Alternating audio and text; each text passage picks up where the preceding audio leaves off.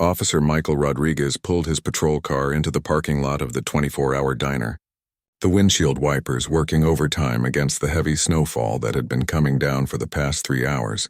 In the passenger seat, his German Shepherd partner Rex lifted his head, ears perked and alert as always. The storm had hit their small Montana town harder than the weather service had predicted, turning what should have been a routine night shift into something much more challenging.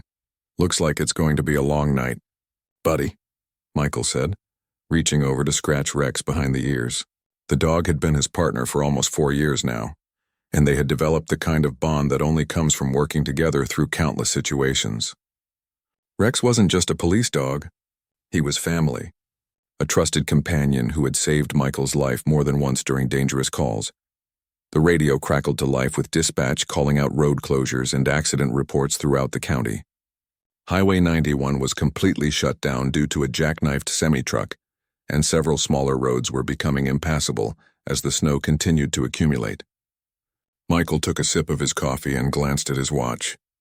It was just past midnight and they still had 6 hours left on their shift. As he sat in the warm patrol car, Michael thought about how much his life had changed since Rex came into it. Before becoming a K-9 officer, he had been struggling with the isolation that came with police work. The long hours, the constant exposure to the worst side of humanity, and the stress of the job had been taking their toll. His marriage had ended 2 years earlier, partly because of the demands of his career, and he had been questioning whether law enforcement was really for him.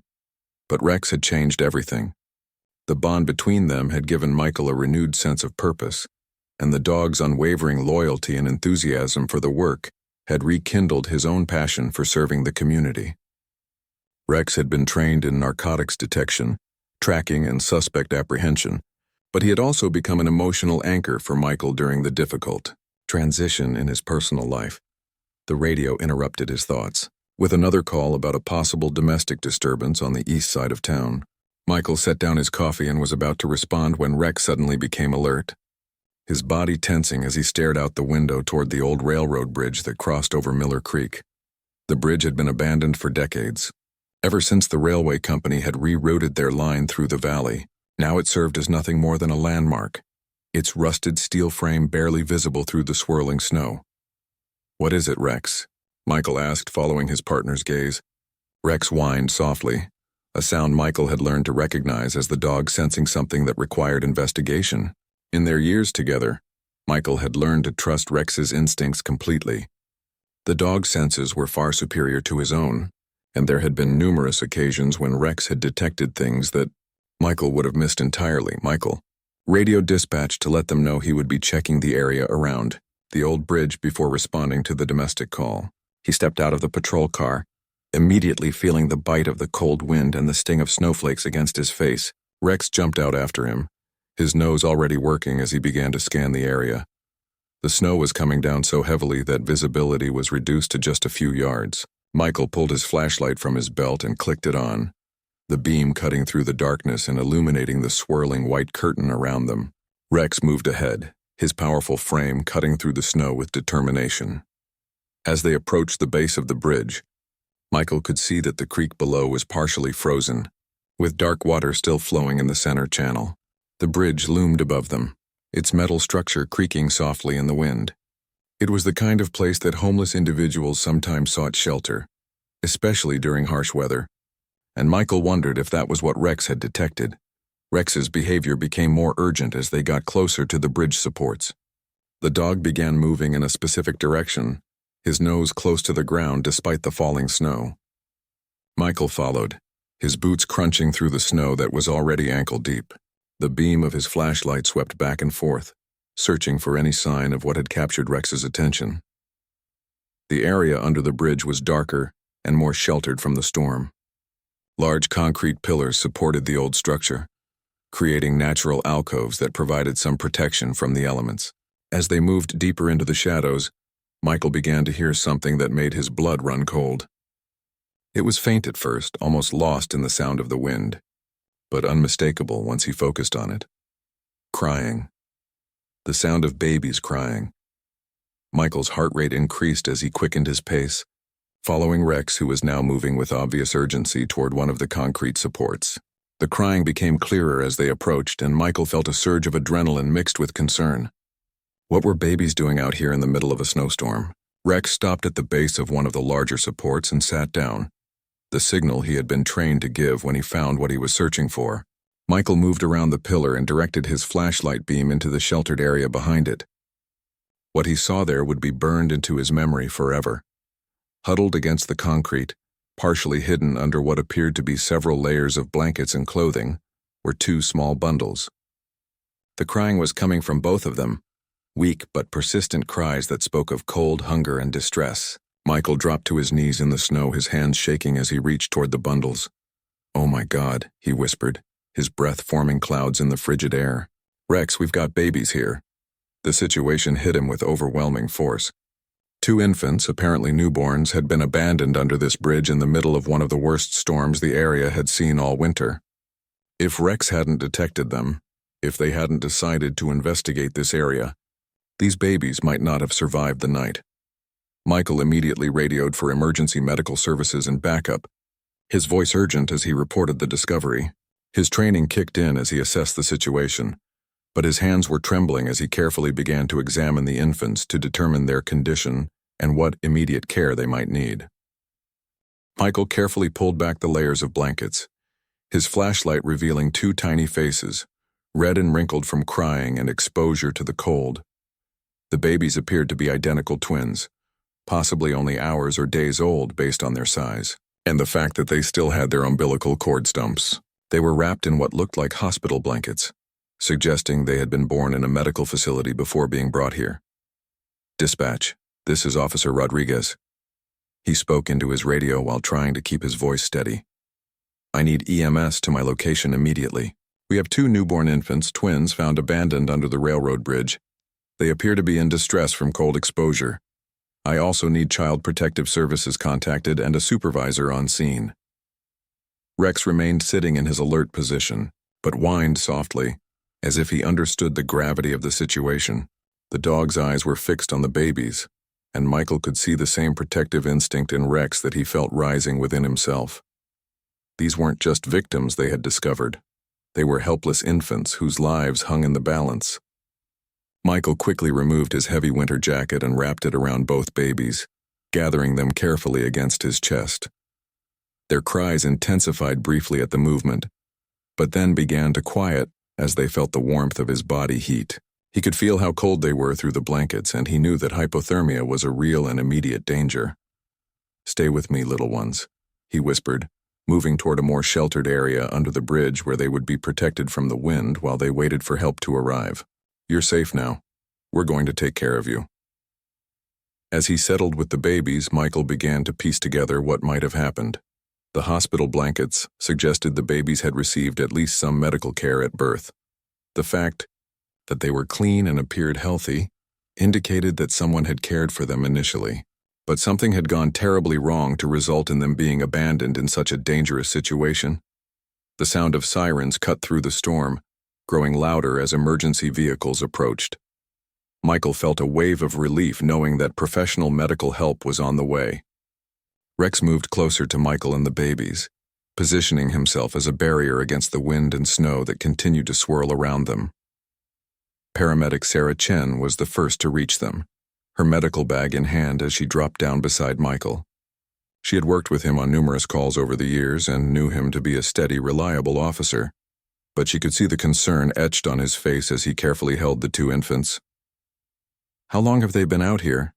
Sarah asked immediately, beginning her assessment of the baby's condition. She checked their breathing, pulse, and skin color, her experienced hands working quickly in the dim light of Michael's flashlight. "Unknown," Michael replied. "Rex alerted me to this area about 10 minutes ago. They were already here when we found them. They're cold, but they've been crying consistently, which I'm hoping is a good sign." Sarah nodded as she worked, pulling specialized equipment from her medical kit designed for treating infants. "Their breathing is good, and their color is improving now that they're getting warm. Core temperature is low, but not critically so. These little fighters are tougher than they look." More emergency personnel arrived on scene, including Fire Chief Tom Wilson and Detective Lisa Hayes from the Criminal Investigation Division. The area under the bridge quickly became a hub of activity, as everyone worked together to ensure the babies received the care they needed. Detective Hayes began examining the area where the babies had been found, looking for any evidence that might help identify who had left them there. She photographed the scene and collected the blankets and clothing that had been wrapped around the infants, hoping they might yield clues about the baby's origins. "The blankets are definitely from Memorial Hospital," Detective Hayes observed, examining the labels. "I'll contact them as soon as we get these babies to safety and see if they had any births in the last few days that might match." Fire Chief Wilson had brought additional warming blankets and a portable shelter to provide better protection from the storm. "We need to get them to the hospital as quickly as possible," he said. "This storm is getting worse and we don't want to take any chances with their health." Sarah carefully transferred the babies to a specialized transport incubator that maintained their body temperature while allowing for continued monitoring during the trip to the hospital. As she worked, Michael found himself reluctant to let the babies go. In the short time since finding them, he had felt a powerful protective connection that surprised him with its intensity. "Will they be okay?" Michael asked Sarah as she prepared to transport the babies. "They're going to be fine," Sarah assured him. "You and Rex found them in time. A few more hours out here in this weather could have been a very different story." Rex seemed to sense that his job was complete, but he remained alert and watchful as the babies were loaded into the ambulance. The dog had been trained to find missing persons, but this was the first time he had discovered someone so young and vulnerable. Michael was proud of his partner's instincts and quick action. As the ambulance pulled away through the snow, its red lights flashing against the white landscape, Michael felt a complex mix of emotions. Relief that they had found the babies in time, anger at whoever had put them in such danger, and a deep sadness at the circumstances that had led to their abandonment. Detective Hayes approached Michael as he watched the ambulance disappear into the storm. "I'm going to need a detailed report from you about how you found them and the exact condition of the scene. This is going to be a major investigation." Michael nodded, understanding the seriousness of the situation. "Rex alerted me to the area. Without him, I never would have known they were there. The storm would have covered any sounds they were making." "Rex might have just saved 2 lives tonight," Detective Hayes said, reaching down to pat the German shepherd who was sitting calmly beside Michael. "I'll make sure that goes in my report." As they prepared to leave the scene, Michael took one last look at the area under the bridge where they had made the discovery. The snow was already beginning to cover the signs of their presence, but he knew he would never forget this night. Finding those babies had affected him in a way he hadn't expected, awakening feelings and thoughts about family and purpose that he hadn't experienced in years. The next morning brought clear skies and bright sunshine that made the previous night's storm seem like a distant memory. Michael had completed his shift and filed his report, but sleep had eluded him. Every time he closed his eyes, he saw those tiny faces and heard their cries echoing in his mind. By 8 in the morning, he found himself driving to Memorial Hospital with Rex beside him in the passenger seat. Dr. Rebecca Martinez, the pediatrician on duty, met Michael in the hospital lobby. She was a small woman with kind eyes who had been treating children for over 15 years. She had seen many difficult cases, but the story of the abandoned twins had touched her deeply. "Officer Rodriguez, I was hoping you would come by," Dr. Martinez said, shaking his hand warmly. "I wanted to thank you personally for what you did last night. Those babies are lucky you and your partner found them when you did. How are they doing?" Michael asked, the concern evident in his voice. Rex sat beside him, alert and well-behaved as always in public spaces. "They're doing remarkably well, all things considered. We've warmed them up, gotten some nutrition into them, and run a full battery of tests. They're healthy baby girls, identical twins, probably born within the last 48 to 72 hours. Someone took good care of them initially, which makes their abandonment even more puzzling." Dr. Martinez led Michael through the hospital corridors toward the neonatal unit. "We've named them temporarily for hospital records, Hope and Grace. The nursing staff felt it was appropriate given how they were found and rescued." The neonatal intensive care unit was a quiet, sterile environment filled with sophisticated medical equipment. Through the large window, Michael could see 2 small bassinets side by side, each containing one of the babies he had found. They were sleeping peacefully now, their tiny chests rising and falling in steady rhythm. They look so different now, Michael observed, watching the twins through the glass. Last night they seemed so fragile, but now they look like any other newborns. That's the resilience of babies, Dr. Martinez explained. They can bounce back from trauma much faster than adults. These two are fighters. Their vital signs are all normal and they're feeding well. Physically, they show no signs of abuse or neglect. Nurse Janet Williams, who had been caring for the twins since they arrived, joined them at the window. She was an experienced neonatal nurse who had worked with hundreds of newborns over her career. "I've never seen twins who were so calm after what they went through," she said. "It's almost like they know they're safe now." Michael found himself unable to look away from the babies. Something about them had captured his heart in a way he hadn't experienced before. "Have there been any leads on who might have left them?" he asked. Dr. Martinez shook her head. "Detective Hayes was here earlier this morning. The hospital records show no recent births that match these babies. We're expanding the search to surrounding hospitals, but so far nothing. It's possible they were born at home or in an unregistered facility." The implications of that statement hung in the air. If the babies had been born outside the medical system, it would make identifying their origins much more difficult. It also raised questions about the circumstances of their birth and why someone would go to such lengths to keep it hidden. "What happens to them now?" Michael asked, though he wasn't sure he wanted to hear the answer. "Child Protective Services has been contacted," Dr. Martinez replied. "They'll be placed in emergency foster care as soon as they're medically cleared for discharge, probably within the next day or two. Then it becomes a matter of the legal system determining their permanent placement." Michael felt a knot form in his stomach at the thought of the babies being moved from place to place, never knowing stability or permanence. His own childhood had been marked by instability after his father died when Michael was 12, and he remembered the fear and uncertainty that came with not knowing where he would be living from one month to the next. Rex seemed to sense his partner's emotional state and pressed closer against Michael's leg, offering the comfort that had become such an important part of their relationship. The dog's presence grounded Michael and helped him focus on the present moment rather than getting lost in worry about the future. "Is it possible for me to visit them again?" Michael asked. "I know it's unusual, but I feel a connection to them after what happened last night." Dr. Martinez smiled at the request. "Of course. You're welcome to visit any time during visiting hours. I think it would be good for them to have consistency and familiar faces during this transition period." As they talked, one of the babies, Hope according to the temporary name tag on her bassinet, began to stir and make soft sounds. Nurse Williams immediately went to check on her, speaking in the gentle, soothing tones that all good neonatal nurses master. "She's probably hungry," Janet explained, preparing a bottle with practiced efficiency. "They're both eating well, which is another good sign. Their natural instincts are all functioning normally." Michael watched through the glass as the nurse fed Hope, marveling at how something so small and vulnerable could have survived the conditions they had endured. The baby's eyes opened briefly during feeding, and for a moment, Michael felt as though she was looking directly at him through the glass. Detective Hayes arrived at the hospital while Michael was still visiting. She looked tired, having worked through the night following up on leads and trying to piece together the mystery of how the twins had ended up under the bridge. "Any progress on the investigation?" Dr. Martinez asked as they moved away from the window to speak privately. "Some," Detective Hayes replied, pulling out her notebook. "We've checked with every hospital within a 100-mile radius. No record of twin births matching their description. We're now looking at birthing centers and midwives, but that's a much longer list." She paused and looked directly at Michael.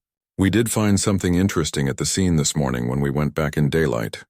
There were tire tracks in the snow near the bridge approach, partially filled in by the storm but still visible. Someone definitely drove there recently." "Any way to identify the vehicle?" Michael asked. "We're working on it. The tracks suggest a smaller car, possibly a sedan or compact SUV. We've also found what appears to be a footprint trail from where a vehicle would have been parked to where you found the babies. Someone carried them there deliberately. The evidence painted a picture of someone who had made a conscious decision to abandon the babies in that specific location. It wasn't a random act or a moment of panic. Someone had driven there in the middle of a snowstorm and walked through difficult conditions to place the babies under the bridge." "The location choice is interesting," Detective Hayes continued. "Under the bridge provides some shelter, but it's also a place where they might not be found for days or weeks. If Officer Rodriguez and Rex hadn't happened to patrol that area, the outcome could have been very different. Michael felt a chill that had nothing to do with the weather as he considered how close they had come to tragedy.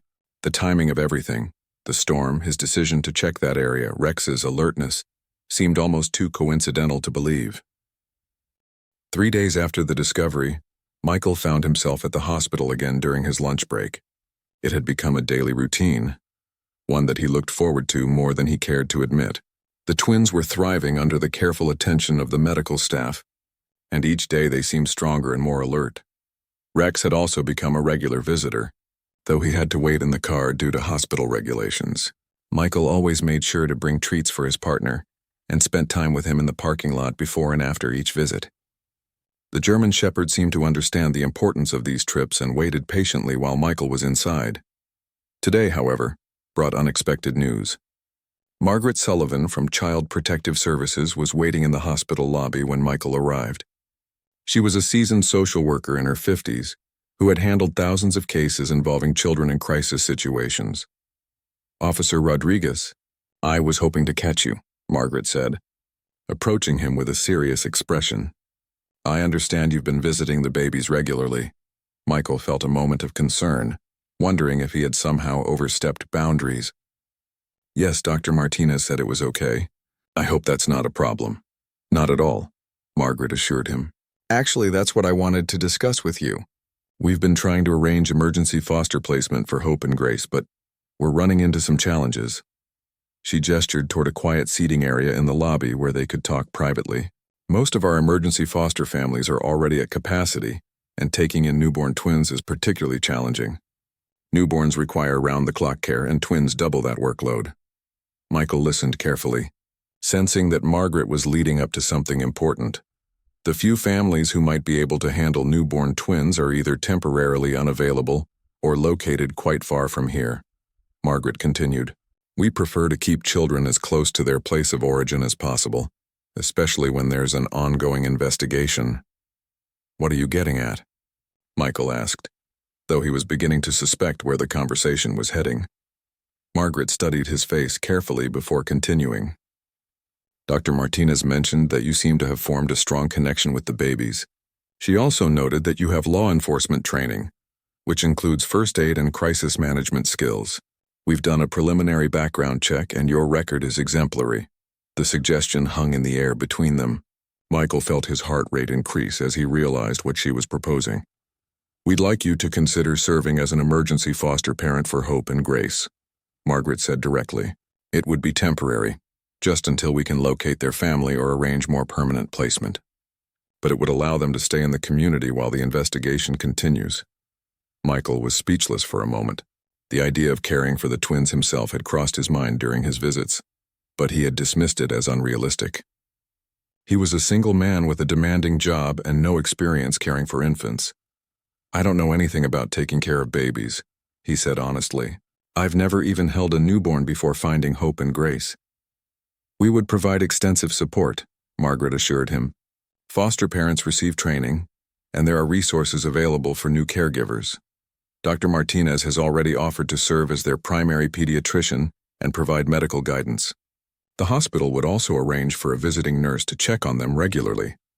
The proposal was overwhelming, but Michael found himself seriously considering it. The thought of the twins being moved to a distant foster home where he couldn't visit them was troubling. He had already grown attached to them in a way that surprised him. "What about my work schedule?" Michael asked. "Police officers don't exactly have regular 9-to-5 jobs." "We've already spoken with Chief Walker about the possibility," Margaret replied. "He's supportive of the idea, and has indicated that the department would work with you on scheduling accommodations. He mentioned that you have considerable vacation time accumulated that you could use if needed." Margaret pulled out a folder containing information about emergency foster care. "I'm not asking for an answer right now. This is a big decision that shouldn't be made lightly, but I wanted you to know that it's an option if you're interested." Michael took the folder, his mind racing with questions and possibilities. "How long would it be temporary?" "That depends on several factors," Margaret explained. "If we can locate the biological parents and they're deemed fit to care for the children, the babies would be returned to them. If not, they would eventually be placed for adoption. Emergency foster care typically lasts anywhere from a few weeks to several months. The conversation was interrupted by Dr. Martinez approaching from the elevator. She smiled warmly when she saw Michael and Margaret together. "I see you've had the conversation," Dr. Martinez said to Margaret. "How did it go?" "I've presented the option," Margaret replied. "Officer Rodriguez is going to think about it." Dr. Martinez turned to Michael. "I hope you'll seriously consider it. Those babies have been through a traumatic start to their lives. Having a stable, caring environment with someone they've already bonded with could make a significant difference in their development." "Bonded?" Michael asked, surprised by the terminology. "Oh yes," Dr. Martinez said with a knowing smile. "Haven't you noticed how they respond when you visit? They're calmer when you're around, and Hope especially seems to recognize your voice. Babies are much more aware of their surroundings than most people realize." Michael thought back to his visits over the past few days. He had noticed that the babies seemed more settled when he was there, but he had attributed it to coincidence rather than any kind of recognition or bonding. "What would I need to do if I decided to move forward with this?" Michael asked, surprising himself with the question. Margaret's face lit up with hope. "First, we'd need to complete a formal home study. That involves inspecting your living space to ensure it's safe and appropriate for infants. We'd also need to expedite your foster care training, which normally takes several weeks but can be condensed in emergency situations. The good news is that your background as a police officer means you've already passed extensive background checks," she continued. "That eliminates one of the most time-consuming parts of the process." Dr. Martinez added her support. "The twins are almost ready for discharge from a medical standpoint. They're feeding well, gaining weight, and showing no signs of complications from their exposure. In a normal situation, they would go home with their parents tomorrow or the next day." The reality of the situation began to sink in for Michael. These babies needed someone to care for them, and he was in a unique position to provide that care. The connection he felt with them wasn't one-sided. According to Dr. Martinez, they had formed a bond with him as well. "I'd like to see them again before I make a decision," Michael said finally. "Of course," Dr. Martinez replied. "Why don't we go up now?" As they rode the elevator to the neonatal unit, Michael's mind was filled with thoughts of what caring for twin infants would entail. His house would need to be completely reorganized. He would need to learn about feeding schedules, diaper changes, and all the other aspects of newborn care that seemed overwhelming to contemplate. But underneath the practical concerns was a growing conviction that this was something he was meant to do. Finding hope and grace had already changed his life in ways he was just beginning to understand. Perhaps caring for them was the next step in a journey that had begun that snowy night under the bridge. That evening, Michael sat in his kitchen with Rex at his feet, staring at the foster care paperwork spread across his table. His modest two-bedroom house suddenly seemed both too small and too large at the same time. Too small for everything that would be needed to care for twin infants, and too large for someone who had been living alone for the past 2 years. He had called his sister Elena in Denver, the only family member he remained close with after his divorce. Elena was a mother of 3, and had immediately offered to come help if he decided to move forward with fostering the twins. "Michael, are you absolutely sure about this?" Elena had asked during their hour-long phone conversation. "Taking care of one baby is exhausting. Twins are exponentially more challenging, especially for someone who's never done it before." But Elena had also heard something in her brother's voice that she hadn't heard in years: genuine excitement and purpose. Since his divorce, Michael had been going through the motions of life without any real enthusiasm for anything except his work with Rex. Now, as he reviewed the requirements for emergency foster care, Michael found himself mentally preparing for the changes that would need to happen. The spare bedroom would have to be converted into a nursery. He would need cribs, a changing table, bottles, formula, diapers, and countless other supplies that he had never needed to think about before. Rex seemed to sense the importance of the moment and rested his chin on Michael's leg, offering the quiet support that had become so familiar. Michael reached down to scratch the dog's ears while continuing to read through the paperwork. His phone rang, interrupting his thoughts. It was Detective Hayes with an update on the investigation. "We've had a breakthrough," she said without preamble. "We traced the tire tracks from the scene to a specific make and model of vehicle. We've also had a tip from someone who thinks they might know who the mother is. Michael's attention immediately focused on the call. What kind of tip? A woman called in after seeing the news story about the babies being found. She thinks her daughter might be the mother. The daughter has been missing for several weeks and the timing would match up with the birth of the twins. The news was both hopeful and concerning. If they had located the mother, it could answer many questions about how the babies had ended up under the bridge. But it could also mean that Michael's consideration of fostering them might become irrelevant. What's the mother's situation? Michael asked. That's the complicated part, Detective Hayes replied. According to the woman who called, her daughter has been struggling with addiction issues and was involved with an abusive boyfriend. She disappeared about a month ago and her mother has been worried sick. The picture that emerged was troubling. A young woman in crisis, possibly coerced or threatened by someone, making desperate decisions to protect her children. It explained why someone might abandon babies in a way that ensured they would be found, rather than leaving them somewhere truly dangerous. Are you going to be able to locate her? Michael asked. We're working on it. The mother provided us with some leads about where her daughter might be staying. We should know more within the next day or two. After ending the call, Michael found himself in an even more complex emotional situation. Part of him hoped they would find the mother, and that she would be able to care for her children safely. But another part of him had already begun imagining a life that included hope and grace, and the possibility of losing that was painful to consider. The next morning brought another visit to the hospital, and more time spent watching the twins through the nursery window. They were noticeably stronger and more alert than they had been just days before. Hope was beginning to focus her eyes on faces, and Grace had started making soft cooing sounds when she was awake. Nurse Janet approached Michael as he stood at the window. Have you made a decision about fostering them? She asked gently. I think so, Michael replied, surprising himself with the certainty in his voice. I want to do it. I know it won't be easy, but I can't stand the thought of them being sent somewhere far away where I can't see them. Janet smiled warmly. I think that's wonderful. These babies need someone who genuinely cares about them, and it's obvious that you do. Margaret Sullivan arrived. Shortly after Michael's conversation with Janet, she looked pleased, but not surprised when Michael told her of his decision to proceed with the emergency foster placement. I was hoping you'd decide to move forward, Margaret said. We can expedite the home study process since time is of the essence. How quickly could you have your house ready for 2 infants? Michael had been thinking about that question all night. I can take vacation time starting tomorrow. If I work around the clock and get help from friends, I could have the nursery set up and supplies purchased within 48 hours. That should work perfectly, Margaret replied. The babies are medically ready for discharge, so we could have them placed with you by the end of the week, if everything goes smoothly with the paperwork. Dr. Martinez joined them with the latest medical update on the twins. Both babies continue to do exceptionally well. They're feeding every 3 hours, sleeping normally, and showing all the signs of healthy development. I'll want to see them for checkups twice a week initially, but there's no medical reason they can't be discharged to foster care. The reality of what he was committing to began to sink in for Michael. In less than a week, he would be responsible for the around-the-clock care of 2 newborn babies.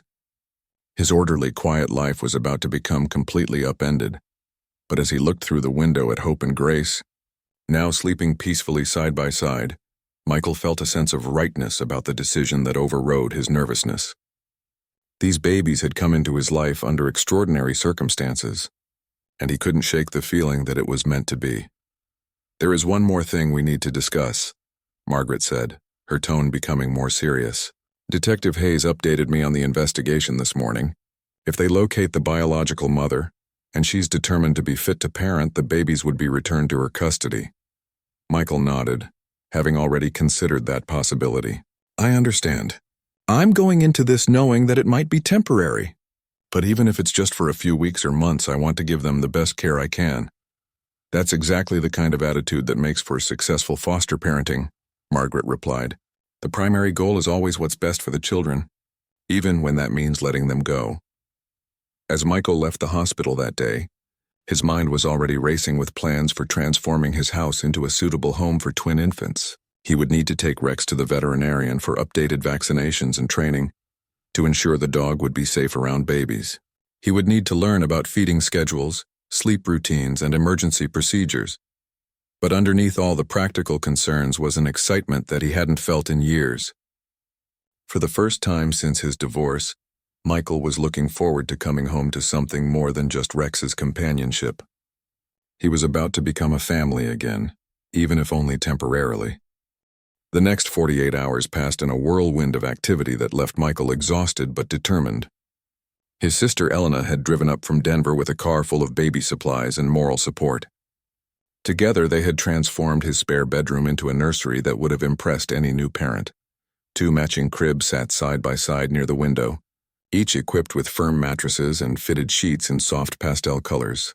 A changing station occupied one corner of the room, stocked with diapers, wipes, and all the other necessities Elena insisted were essential for newborn care. A comfortable rocking chair sat between the cribs, positioned so that Michael could easily tend to both babies during nighttime feedings.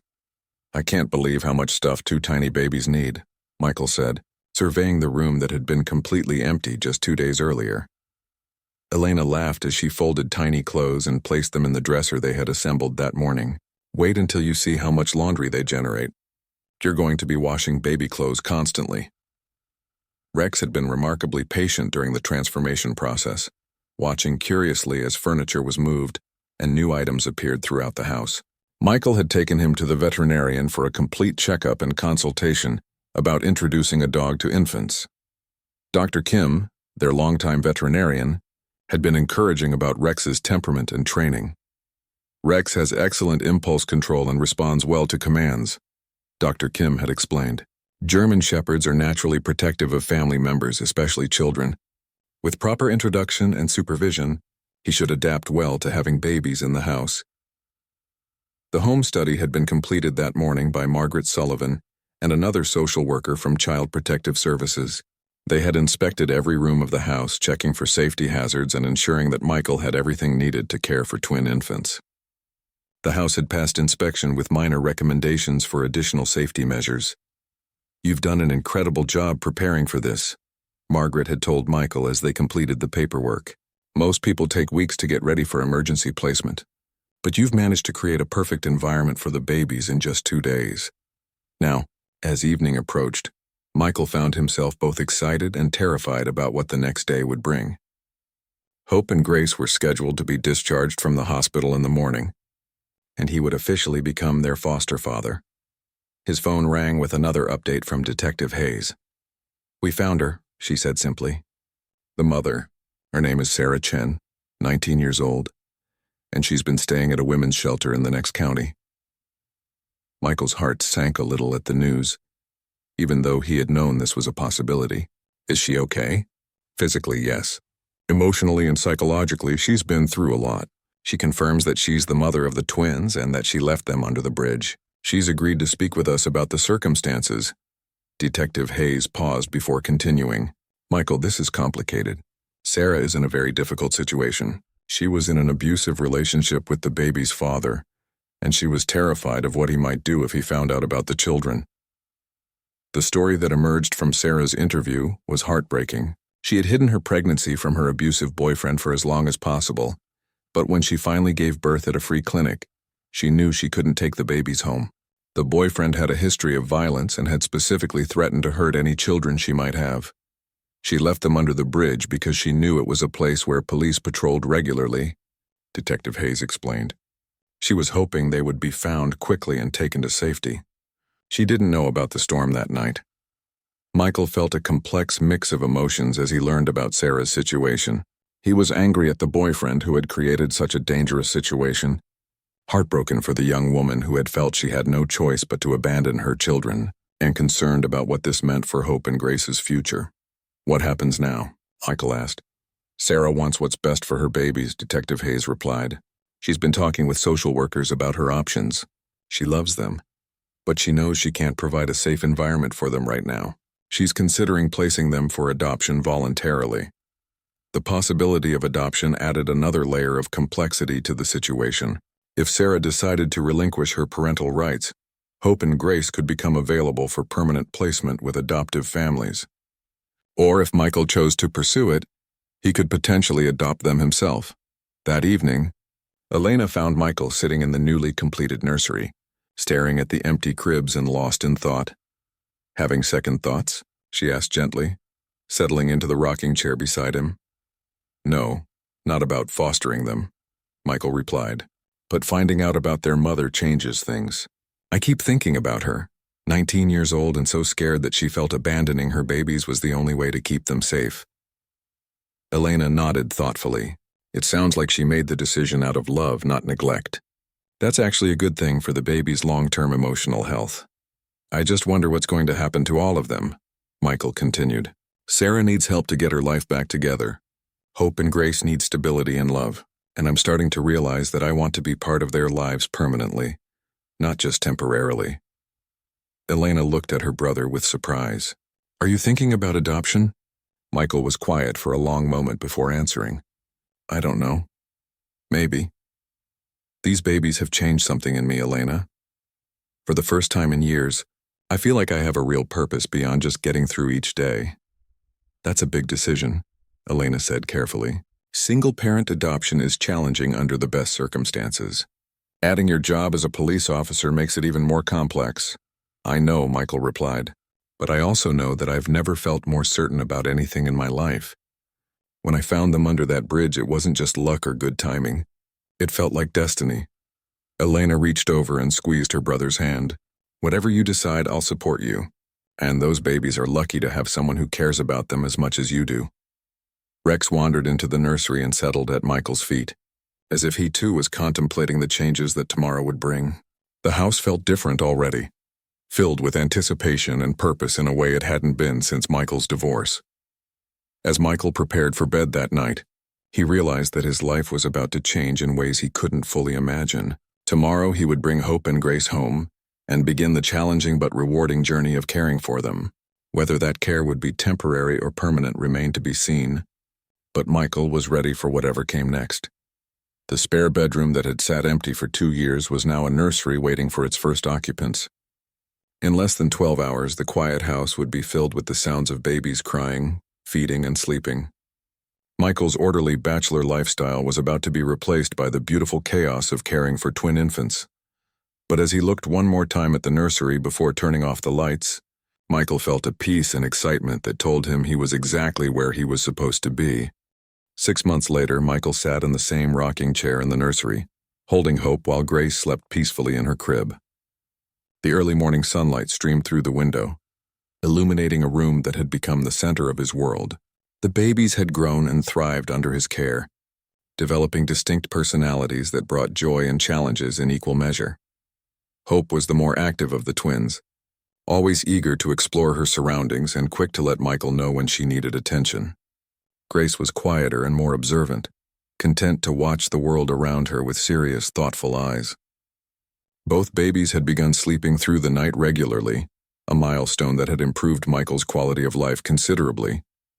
Rex had adapted to life with the twins better than anyone had expected. The German Shepherd had appointed himself their guardian, positioning himself near the nursery door during naps and alerting Michael to any sound that might indicate the babies needed attention. The bond between the dog and the children was already strong, with both babies lighting up whenever Rex appeared in their line of sight. The legal situation had evolved significantly over the past months. Sarah Chen had worked with social workers and counselors to address her personal challenges, and had ultimately made the difficult decision to voluntarily relinquish her parental rights. She wanted her daughters to have the stability and security that she felt unable to provide, even with support services. "I know they're in good hands with you," Sarah had told Michael during one of their supervised visits at the Child Protective Services office.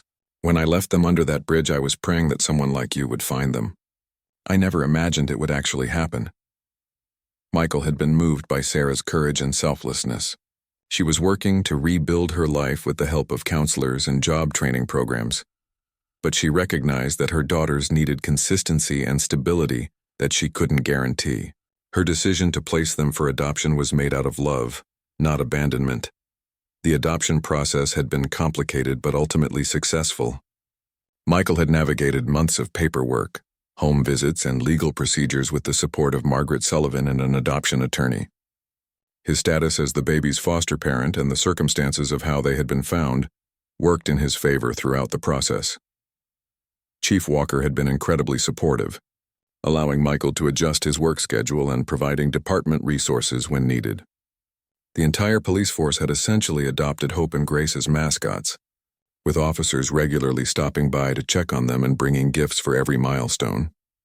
"I've never seen someone take to parenting the way you have," Dr. Martinez had observed during one of the twins' regular checkups.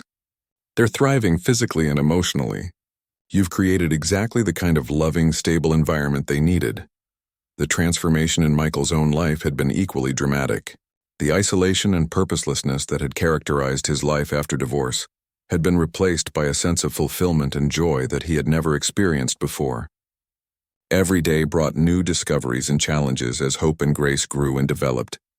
Elena had become a regular visitor, making the drive from Denver every few weeks to help with the babies and maintain her role as their doting aunt. She had watched her brother transform from a lonely, disconnected man into a confident, devoted father. "You've found your calling," she had told him recently. "I haven't seen you this happy since we were kids." The house had been completely reorganized around the needs of the twins. Baby equipment filled every room, and Michael's once pristine living space had been replaced by the cheerful chaos of family life. He wouldn't have changed a thing about it. On this particular morning, Michael was reflecting on how much had changed since that snowy night, when Rex had alerted him to something unusual under the old railroad bridge. What had started as a routine patrol had led to the most important moment of his life. Hope stirred in his arms and opened her eyes, focusing on his face with the recognition and trust that never failed to move him. She had grown into a beautiful, healthy baby with dark hair and expressive brown eyes. Grace, meanwhile, was beginning to wake in her crib, making the soft sounds that indicated she would soon want her morning bottle. "Good morning, beautiful girls," Michael said softly, adjusting Hope in his arms while reaching over to stroke Grace's cheek. "Ready to start another day?" The morning routine had become second nature to Michael over the months. Feeding, changing, playing, and putting the babies down for naps filled his days with purpose and joy. Rex remained a constant companion, always nearby and ready to help in whatever way a dog could assist with childcare. As Michael prepared bottles and changed diapers, he thought about the future that lay ahead. Hope and Grace were now legally his daughters, and he was committed to giving them the best life possible. He had already started college funds for both of them, and was considering what changes he might need to make to his career as they grew older. The doorbell rang just as Michael was settling in to feed both babies their morning bottles. Rex barked once and then settled, having learned to moderate his protective instincts around the baby's schedule. Michael opened the door to find Margaret Sullivan standing on his porch with a smile and a folder in her hands. "I brought the final paperwork," she announced, holding up the folder. "Hope and Grace Rodriguez are now officially and permanently your daughters." Michael felt a surge of emotion as he took the documents that formalized what had been true in his heart for months. "It's really final?" "Completely final," Margaret confirmed. "You're their father in every legal sense now." "Congratulations, Michael. You've given these babies something precious, a loving family and a secure future." As Margaret left and Michael returned to feeding his daughters, he marveled at the journey that had brought them all together. A snowstorm, a dog's keen senses, and a moment of alertness during a routine patrol had led to the creation of an unlikely but perfect family. Rex settled on the floor beside the rocking chair, his watchful eyes moving between Michael and the babies. The German Shepherd seemed to understand that his pack was now complete and secure. Outside, the same railroad bridge where everything had begun stood as a landmark in Michael's daily commute to work. Every time he passed it, he was reminded of that pivotal night and the responsibility that had changed his life. What had started as a rescue had become something much more profound, the foundation of a family built on love, dedication, and the belief that sometimes the most important moments come disguised as ordinary circumstances. Hope and Grace would grow up knowing the story of how they came to be part of Michael's family. They would understand that they were wanted, loved, and fought for from the very first moment they were found. And they would know that sometimes the greatest gifts in life come through the most unexpected channels, guided by nothing more than instinct, compassion, and the willingness to open one's heart to possibility. As Michael sat in the morning sunshine, feeding his daughters and planning their day. He knew that finding them under that bridge had been the beginning of the most important chapter of his life. He was no longer just Officer Rodriguez with his K-9 partner Rex. He was a father, and Hope and Grace Rodriguez had a permanent home filled with love, security, and endless possibilities for their future.